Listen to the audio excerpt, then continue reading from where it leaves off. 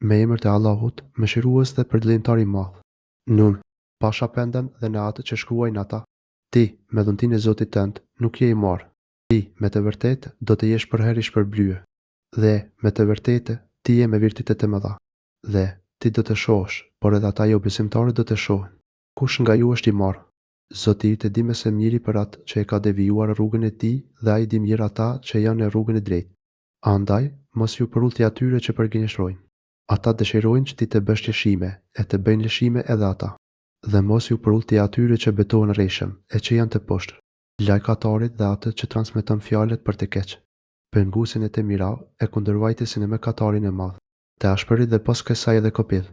Mos ju përullti për shkak se është i pasur dhe ka shumë djem, i cili kur t'i lexohen ajetet tona Kurani, thotë, këto janë vetëm për allat e popullet e lashtë.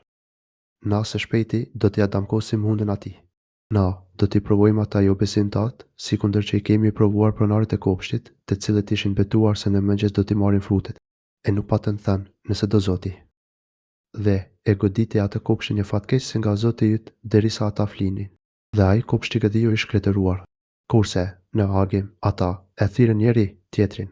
Nxitoni herët në kopshtin tuaj, ne doni të tu bëni frutet. Dhe ata nisën duke biseduar qetësisht.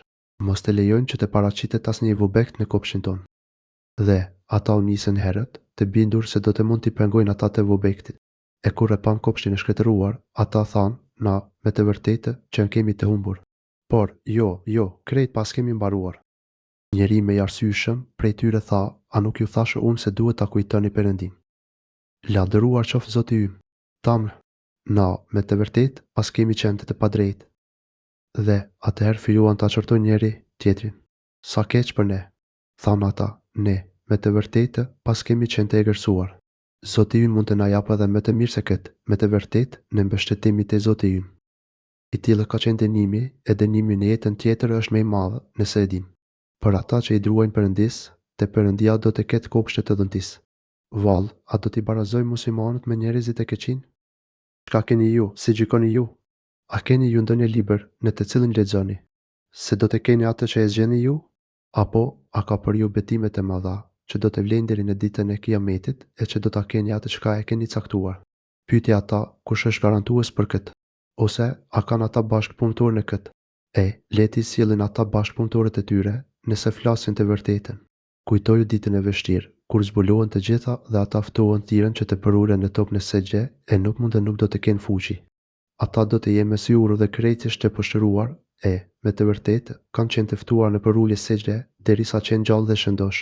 Prandaj, me leti mua, unë do t'i dënoj ata që e mohojnë këtë thënie Kuranin, ne ata gradualisht do t'i mashtrojmë për dënim në mënyrë të panjohur. Dhe u japim atyre afat, se, me të vërtetë, mashtrimi im është i fortë. Apo kërkon ti shpërblim nga ata, e ata janë të rënduar nga borxhet? A ka tek ata dijenit të fshehtë, e ata po i përshkruajnë ato. Durët i për gjykimin e Zotit tënd dhe mos u bën si peshkatari Yunusi, kur ju lut Zotit e vet, e ai Yunusi ishte i idhëruar. Dhe, sikur mos të arrinte atë mirësi prej Perëndis, ai do të huajnë një shkretëtir e do të ishte i qortuar. Por, Zoti i tij e ka zgjedhur dhe e ka bërë atë në grupin e njerëzve të mirë. Pothuajse, me të vërtetë, jo besimtarët duan të tërëzojnë me shikim kur dëgjojnë Kuranin, duke thënë, ai, në të vërtetë, është i marrë. Ai Kurani është këshill për tërë botën.